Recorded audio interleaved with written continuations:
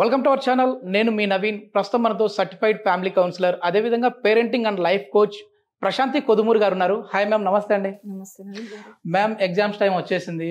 So పిల్లల్లో tension మొదలైపోయింది. So చాలా వరకు నేను ఇన్ని మార్క్స్ రావాలి, అన్ని మార్క్స్ రావాలని చెప్పేసి ఒక ఎక్స్పెక్టేషన్ పెట్టుకుంటారు. అట్లా మార్క్స్ తగ్గినప్పుడు కావచ్చు, ఫెయిల్ అయినప్పుడు కావచ్చు, సూసైడ్కి కూడా వెళ్తూ ఉంటారు. సో అట్లాంటప్పుడు ఆ పిల్లలకి ఎట్లా మనం కౌన్సిల్ చేయాలంటారు? ఫస్ట్ ఆఫ్ ఆల్ సూసైడ్ వరకు వాళ్ళ థాట్స్ వెళ్ళాయంటే దానికి కారణాలు ఏంటి? సో అందరూ అలా చేయట్లేదు. ఓకే, కొందరు అలాంటి స్టెప్స్ తీసుకుంటున్నారు. దానికి రీజన్స్ ఏంటి? అక్కడ మేజర్గా రీజన్స్ వచ్చేసి ఎక్స్పెక్టేషన్స్. తల్లిదండ్రులు, స్పెషల్లీ తల్లిదండ్రులు, కొన్నిసార్లు టీచర్స్ అవ్వచ్చు. సో వీళ్ళకి తల్లిదండ్రులు ఇన్ని ఎక్స్పెక్టేషన్స్ పెట్టుకున్నారు, నేను అవి రీచ్ కాలేనేమో అనేసి వాళ్ళకి ఇంకా తోచక అటు ఆ ఎక్స్ట్రీమ్ స్టెప్ తీసుకోవడం జరుగుతుంది. సో దీనికి అన్నిటికీ మూలము చిన్నప్పటి నుండి అన్ని స్టార్ట్ అవుతాయండి. First of all parents mind set చాలా మారాలి. ప్రతి ఏటా వింటున్నాం మనము, ఇన్ని సూసైడ్స్ అవుతున్నాయి, ఫెయిల్ అయ్యామని సూసైడ్ చేసుకుని ఇంత వింటున్నాం. మళ్ళీ ప్రతి ఏటా అవుతూనే ఉన్నాయి. ఎందుకు అవుతున్నాయి? ఆ పేరెంట్స్ కి ఇంకా అవగాహన రావట్లేదు. సో ఎలా ఉండాలి? ఇప్పుడు మార్క్సే అన్ని కాదు అని తెలుసుకోవాలి. ఒకప్పుడు డైలాగ్ ఉండేది, చదువుకోకపోతే ఎందుకు పనికిరావు అనేసి. కానీ ఈరోజు అలా లేదండి. మన చుట్టూ చూడండి, ఏ చదువులు లేకున్నా ఎన్ని ఫీల్డ్స్లో ఎక్సెల్ అవుతున్న వాళ్ళు ఉన్నారు. సో అదే మైండ్ సెట్ ఏంటంటే, చిన్నప్పుడు వాళ్ళ పేరెంట్స్ నుండి వచ్చిన వర్డ్స్, చదువుకుంటేనే ఏమన్నా ఉంది లేకపోతే ఏమీ లేదు అనేసి వాళ్ళు ఇంకా వీళ్ళని ప్రెషరైజ్ చేయడము. ఇంకొకటి, ప్రతి పిల్లోడు మనస్తత్వం డిఫరెంట్, వాళ్ళ ఎబిలిటీస్ డిఫరెంట్ అండి. అసలు పిల్లల మనస్తత్వం ఏ విధంగా ఉంటుందండి మామూలుగా? ఎందుకంటే మీరు పేరెంటింగ్ కోచ్, సో ఇప్పుడు కౌన్సిలింగ్ ఇవ్వాల్సింది పిల్లలకా, లేదంటే ఇట్లాంటి టైంలో తల్లిదండ్రులకి ఇవ్వాలా? మెయిన్ తల్లిదండ్రులు అండి.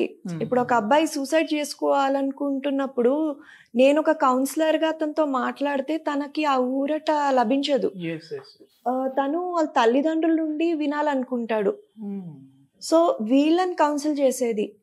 సో వాళ్ళు వచ్చేసి, మాకేం వద్దు బాబు, నీ మార్క్స్ అవసరం లేదు, మార్క్సే అంత అన్నీ కాదు, నువ్వు ఏదన్నా చేసుకోవచ్చు అనే ఆశ, వేరే భరోసా, వేరే డైరెక్షన్, ఎన్నో దారులు ఉన్నాయి, ఇది పోతే నువ్వు ఇంకా దీంతో జీవితం అంతం అయిపోలేదు, ఇంకెన్నో చేసుకోవచ్చు అని చెప్పే తల్లిదండ్రులు ఉంటే ఇలాంటి ఆలోచనలు అసలు రానే రావు కదా.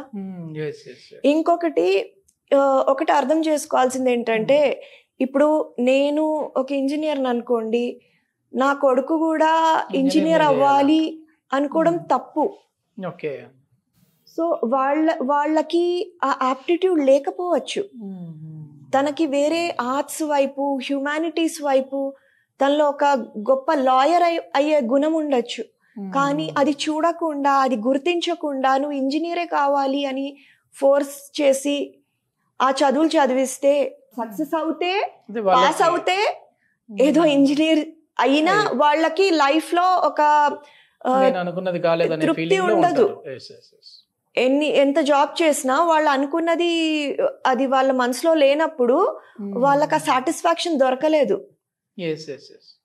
సో ఎంత పెద్ద జాబ్స్ చేస్తున్న వాళ్ళు కూడా, ఈరోజు నిన్ననే ఒక ఆవిడతో, పెద్ద ఆవిడ, తను ఒక పెద్ద సాఫ్ట్వేర్ ఇంజనీర్. సో నాకు ఎనర్జీ ఉండట్లేదు, మీటింగ్స్ చేస్తున్న ఎనర్జీ ఉండట్లేదు అని చెప్తుంది. అయితే నేను అన్నాను, నువ్వు చేస్తున్న చాలా పెద్ద పొజిషన్ అన్నమాట. సో నాకు ఎనర్జీ ఉండట్లేదు అంటే నేను ఒకటే అడిగాను, నువ్వు చేస్తున్న పని నీకు నచ్చుతుందా అనేసి. ఆవిడ ఒకటే అన్నారు, నాకు ముందు నచ్చేది కానీ ఇప్పుడు నచ్చట్లేదు అనేసి. సో మన సైకాలజీతో ఎనర్జీ అనేది ఫిజికలే, కానీ అది ఎమోషనల్, మెంటల్ దీని వల్ల వస్తుంది. Okay okay. ఇప్పుడు ఒక చిన్న ఎగ్జాంపుల్ చెప్తానండి. ఇప్పుడు నేను చాలా అలసిపోయాను, నేను పడుకుంటాను, లెగలేను, నేను నాకు లేపద్దెవరు అని పిల్లోడు పడుకుంటాడు. ఏదన్నా లేవు, ఇంతసేపు పడుకుంటారా, లెగు, టైం అయింది, స్నానం చేయి, లెగు, అన్నం తిను, లెగు అంటే లేదు నాకు లెగాలని లేదు అని ఇది చేసి పడుకుంటాడు. అప్పుడే ఒక ఫ్రెండ్ వస్తాడు, పదరా బయటకు వెళ్దాము అనగానే టక్కని లేచి కూర్చుంటాడు. ఆ అలసట అదంతా ఏంటి, అబద్ధమా? అబద్ధం అంటే కాదు, నిజమే.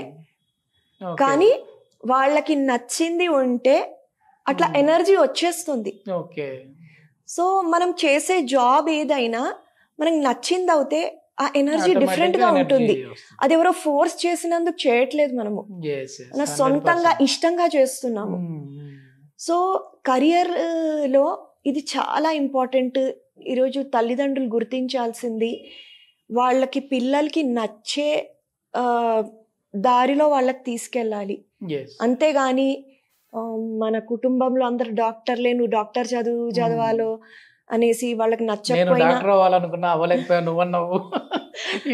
అలాంటివి ఉంటాయి. అది చాలా తప్పు.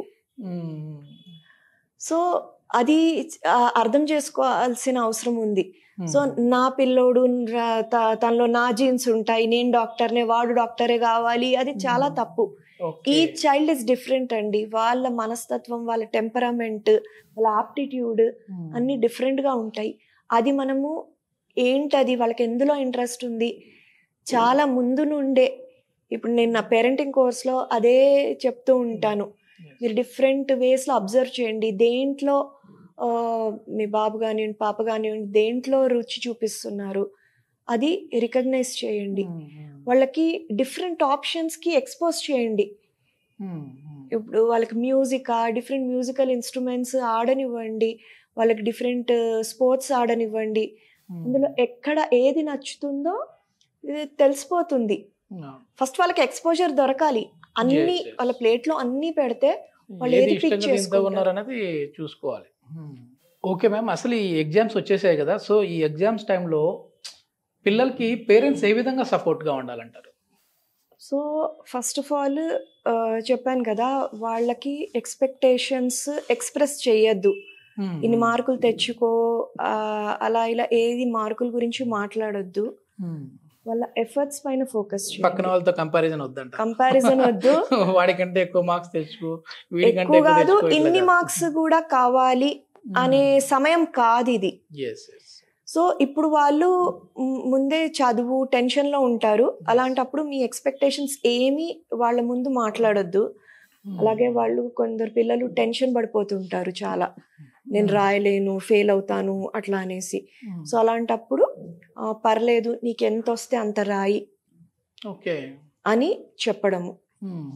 నేను ఏమి అను, ఎన్ని మార్కులు వచ్చినా ఏం పర్వాలేదు, నువ్వు ఎంత వస్తే అంత రాయి అని వాళ్ళకి ఓదార్చడము.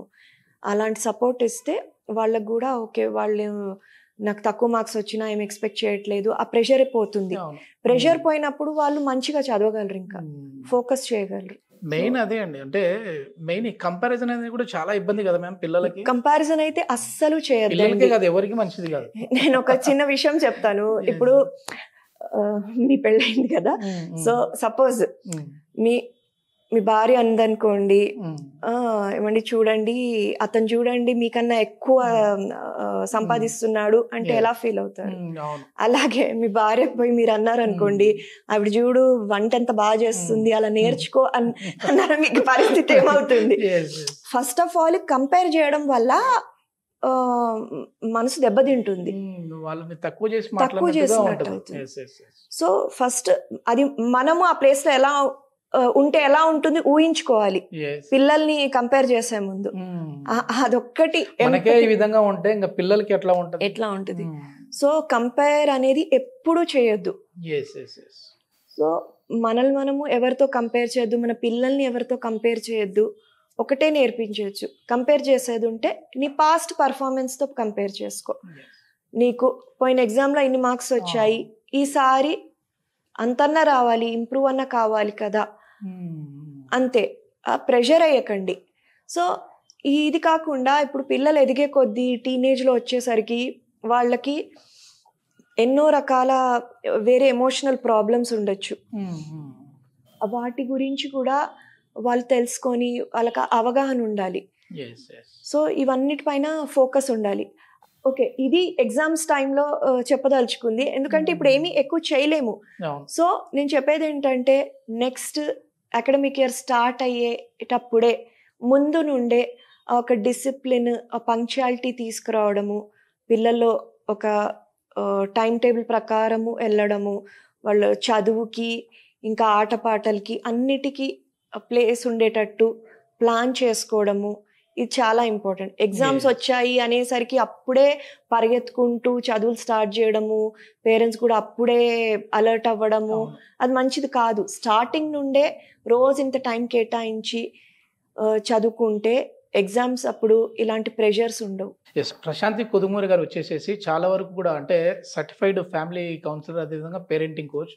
ఏదైనా ఇప్పుడు పిల్లలు తప్పు చేస్తున్నారు, పిల్లలు మన మాట వినలేదు అని అంటే అది పిల్లల తప్పు అయితే కాదు, తల్లిదండ్రులు వాళ్ళని ఎట్లా మలుచుకోవాలి అని చెప్పేసి చాలా సెషన్స్ అయితే చేస్తూ ఉంటారు. లైవ్ సెషన్స్ కూడా కండక్ట్ చేస్తూ ఉంటారు, ఆన్లైన్లో కూడా సెషన్స్, వెబినార్స్ చేస్తూ ఉంటారు. ఎవరైనా కాంటాక్ట్ అవ్వాలి అని అనుకున్న వాళ్ళు కింద కాంటాక్ట్ నెంబర్ కూడా మేము ప్రొవైడ్ చేస్తూ ఉన్నాం. మేడంతో మీరు డైరెక్ట్గా మాట్లాడచ్చు. Thank you ma'am. థ్యాంక్స్.